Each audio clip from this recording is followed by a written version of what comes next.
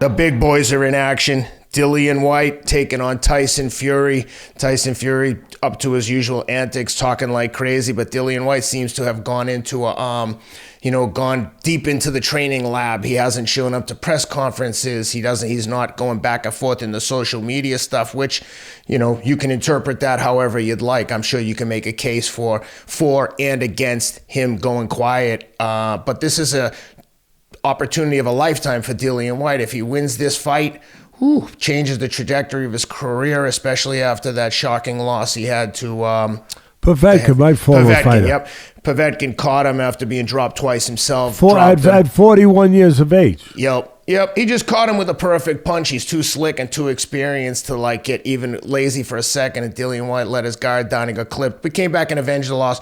With that being said, Teddy, they're going to probably sell out Wembley for this. I think that's where it is, Wembley. Dillian Whyte, Tyson Fury. What are you looking for there? This Whyte is a legitimate threat in this fight. A legitimate threat. Anyone who don't know that, you don't know that. I'm not going to say you don't know boxing, because who says I'm right just because I'm saying it. But from my experience, from knowing what I know about fighters, about this game for 50 years, he better not be sleeping on him. A lot of people are sleeping on Dillian Whyte. A lot of people. They are. Definitely. And you know what? The one person that better not be is Fury. He better not be, and his people around him better not be letting him sleep on this guy, because if he does, he might wake up to a nightmare. He's big, Dillian Whyte. He's big. He can punch. He's got experience.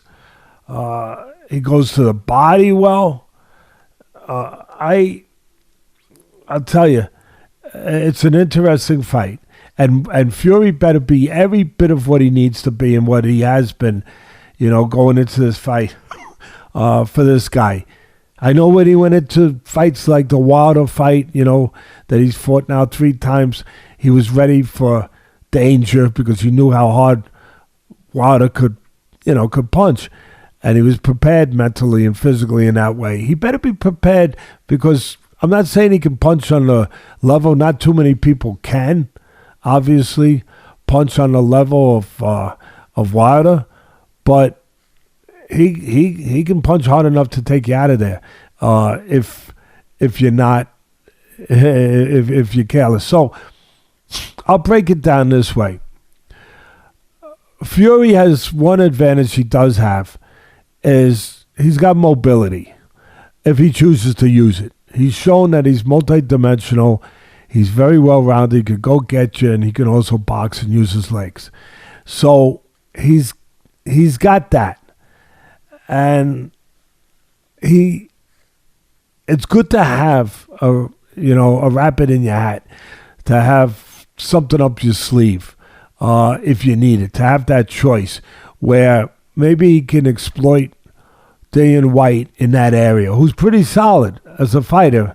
But for the most part, I've seen Dillian Whyte use his legs to survive, move laterally a little bit. But for the most part, he's in a gear of going forward in an aggressive manner, in a sort of a deliberate way. So maybe if he needs to, Fury, it's his choice. He can go and he can use those legs to open things up for himself, to hopefully for him to keep Dillian Whyte off balance, keep Dillian Whyte from getting set, keep Dillian Whyte, a step behind you or a step behind him, if you will. So he's got that, and he might need that. He's also got the better chin. Now, I'm not saying Dillian Whyte don't have a decent chin. All I'm saying, he's been knocked out twice, and Fury, of course, by the 41-year-old former champ who I trained, Povetkin, he got stopped by Joshua earlier in his career. But he's been hurt several times in fights. He's been hurt. So that's one thing. And look, Dillian Fury's been on the floor with the best puncher right now in the heavyweight division. He's been on the floor, but he's gotten off. He's been on the floor in 2 fights with him. And obviously, in both those fights, he got off the floor. One of them to get a draw. And, of course, in the last one, he was dropped twice in 1 round, and he got up to get a knockout win. So he's got the heart. He's got the chin. We know White's also got heart. But I don't know that if I was asked, hey, Teddy, what would happen if White got hit with the shots that Wilder hit Fury with? Would he have survived? I'd have to say I don't know. I don't think so.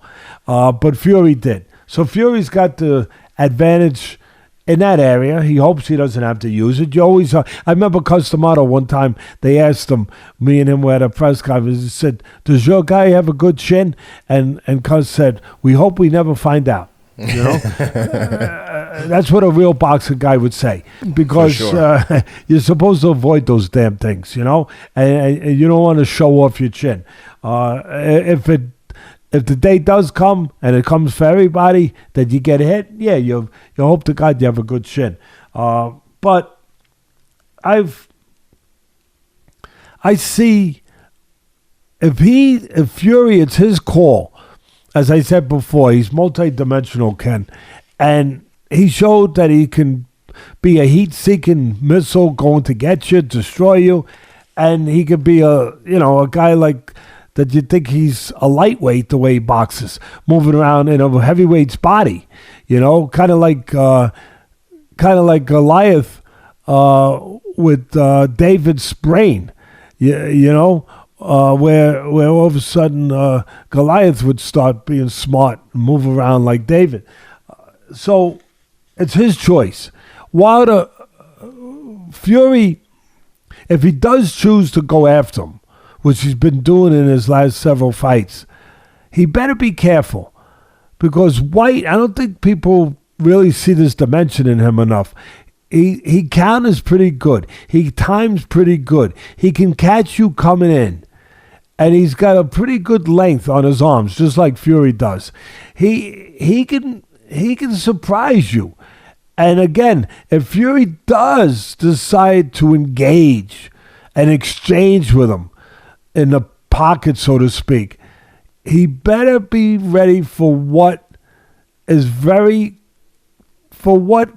Whyte is very capable of throwing at him, which is good straight counter shots, good short hooks, shots that can be accurate, shots that maybe could surprise a guy like Fury as he's thinking that he's going to walk in and be the boss. He better be aware of that. At the end of the day, I think it's going to be an interesting fight. I think it's going to be a very good fight, or the potential to be a very good fight. You never know that. It's like Super Bowls. Sometimes you think it's going to be a great Super Bowl. It turns out to be a dud. And it's next thing you know, one team's up by 28 points. Let me ask you this. Hold on. For the guys at my bookie, the line on this one, you can get back 400 on Dillian Whyte. You got to lay 600 on Tyson Fury. What do you think? I'm not laying 600, number one. I'm with you. In very few heavyweight fights, I'm not gonna lay. You know, back in the day, if you would have laid 7-1 with Sonny Liston against somebody named Muhammad Ali, you would have lost. Yep. And then in a rematch, you would have lost again for, I think, about the same odds.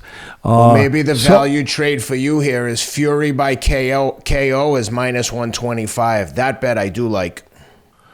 I don't know if I like that one. First of all, I think I take what they call a flyer for something, not crazy. It's not going to bankrupt you on White, because I think he does have a chance to pull it off. I think he does. I'm not saying I'm picking him. I'm just saying for those odds, and what's the under-over? Over, under 9.5 rounds, even money. All right. Both of them, huh? Even money. 9.5. So you think he sees the end of the 10th round? You think the fight goes to the 11th round? Listen, I'm going to go with the over. Yep. And I take a flyer with, give me that, how many, what are you giving me? 4-1? Or, yes, give me the 400. I like it. Give me the 400. Give me the over at even money, because that'll be my backup.